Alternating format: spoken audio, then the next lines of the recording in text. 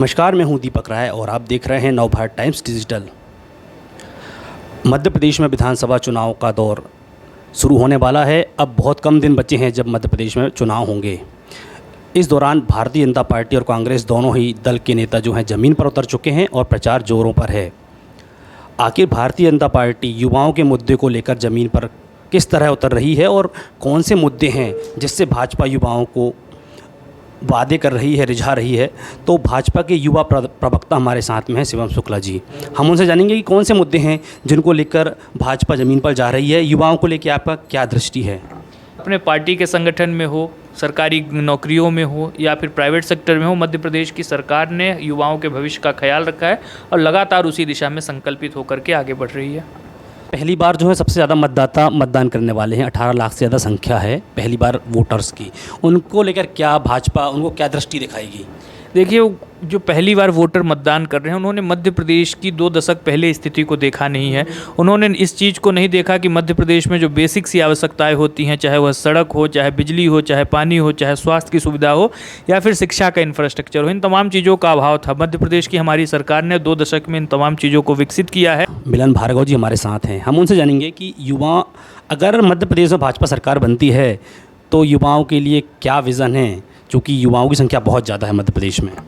देखिए, युवा चूँकि हर क्षेत्र में है, वो कृषि के क्षेत्र में भी देखेंगे तो एक युवा है, वो व्यापार के क्षेत्र में तो युवा है, वो शिक्षा के क्षेत्र में तो युवा है, और रोज़गार की दृष्टि से भी देखेंगे युवा है।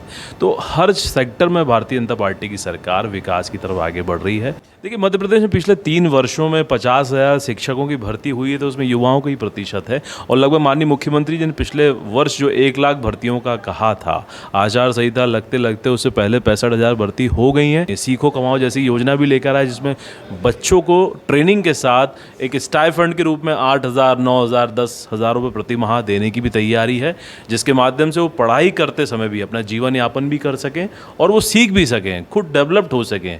हम नौकरी देने वाले नहीं, नौकरी बनाने वाले बन रहे हैं। व्यक्ति नौकरी खुद देगा, नौकरी करेगा अकेला नहीं, नौकरी देगा भी। इस दिशा में भी भारतीय जनता पार्टी की सरकार समग्रता के साथ विकास दिशा में काम कर रही है। प्रधानमंत्री नरेंद्र मोदी जी ने स्किल इंडिया के नाम से योजना लागू की। उसमें आपने देखा होगा, स्किल्ड होने के बाद युवा अपना खुद एक छोटा से छोटा व्यापार स्थापित करते हुए रोज़गार देने की दिशा में आगे बढ़े। मेक इन इंडिया बहुत बड़ा उदाहरण है, जिसमें आज आप देखिए बहुत बड़ी बड़ी जो कंपनियाँ हैं, एप्पल जैसी कंपनियाँ आज विदेशों को छोड़कर हमारे देश में बस रही हैं और रोज़गार मुहैया भी करा रही हैं, और जिस प्रकार से रोज़गार देने का काम भी कर रही हैं। बहुत बड़ी बड़ी कंपनियां आज भारत में स्थापित हो गई हैं। तो ये एक अमूल चूक परिवर्तन है जो देश और प्रदेश की राजनीति ने लाया है।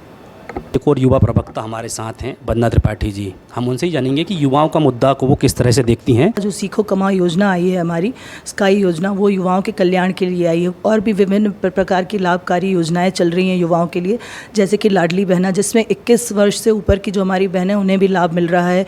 मुद्रा योजना जो केंद्र से चल रही है, हम रोज़गार मेले लगाते हैं और इस तरह से हम युवाओं के कल्याण के लिए हमेशा कार्य करते आए हैं। आपको पता होगा, हमारे मुख्यमंत्री शिवराज सिंह चौहान जी ने अपने इस कार्यकाल में 3 लाख नियुक्तियां की हैं। पंकज चतुर्वेदी जी हमारे साथ हैं। हम उनसे जानेंगे कि भारतीय जनता पार्टी युवाओं के मुद्दों को लेकर किस तरह ज़मीन पर जाएगी, चूँकि मध्य प्रदेश में पहली बार वोट करने वाले युवाओं की संख्या भी लाखों में है। देखिए, मध्य प्रदेश में लगभग 22 लाख मतदाता ऐसे हैं जो 18 वर्ष से अधिक के और पहली बार अपने मत का प्रयोग कर रहे हैं। और ये वो सब मतदाता हैं जिन्होंने भारतीय जनता पार्टी के सेवा काल को देखा है, जिन्होंने मध्य प्रदेश की बीमारों से विकसित होने की यात्रा देखी है और उसको प्रत्यक्ष अनुभव किया है। मध्य प्रदेश का विशेष जो योगदान था, वो मध्य प्रदेश में हमने इन्वेस्टर सबमिट करी और लगभग 50 लाख करोड़ से अधिक के निवेश इस मध्य प्रदेश में आए। अभी प्रधानमंत्री जी बीना आए थे, बीना रिफाइनरी का सेकंड फेज़ हुआ और 1 लाख करोड़ से अधिक निवेश की बातचीत की गई है, जो सीधे सीधे 50,000 नए रोजगार के अवसर का सृजन करेगा। मध्य प्रदेश में सीखो कमाओ योजना है, जिसमें लोगों को सीखने के साथ साथ 8 से 12 हज़ार की प्रतिमाह की वृत्ति, जिसको हम स्टाइपेंड कहते हैं, वो दिया जा रहा है। मध्य प्रदेश की सरकार एक ऐसी सरकार थी जिसने पिछले साल लगातार रोजगार मेले लगाए। इन रोजगार मेलों का उद्देश्य बहुत स्पष्ट था कि रोजगार प्रदाता और रोजगार ग्रहीता के बीच में सेतु का काम करना, जिसमें गारंटी सरकार की होती थी। ऋण के लिए सरकार की तरफ से गारंटी दी जाती, जिसमें SC, ST, OBC के लोग हैं जिनके लिए विशेष योजनाएं चलाई जा रही हैं। भारत सरकार की मुद्रा योजना का लाभ मध्य प्रदेश के नौजवानों ने लिया है। रेहड़ी पटरी परिवारों तक के लिए हमारी मोदी सरकार की योजना है जहाँ 10,000 20,000 रुपये का हम योगदान दे रहे हैं। नई विश्वकर्मा योजना भारत सरकार ने लॉन्च करी है। मध्य प्रदेश की सरकार ने स्किल डेवलपमेंट पर बहुत सारा काम किया है। एक हमारी योजना चलती है हुनर से रोजगार, जिसको टूरिज्म डेवलपमेंट कॉर्पोरेशन रन करता है।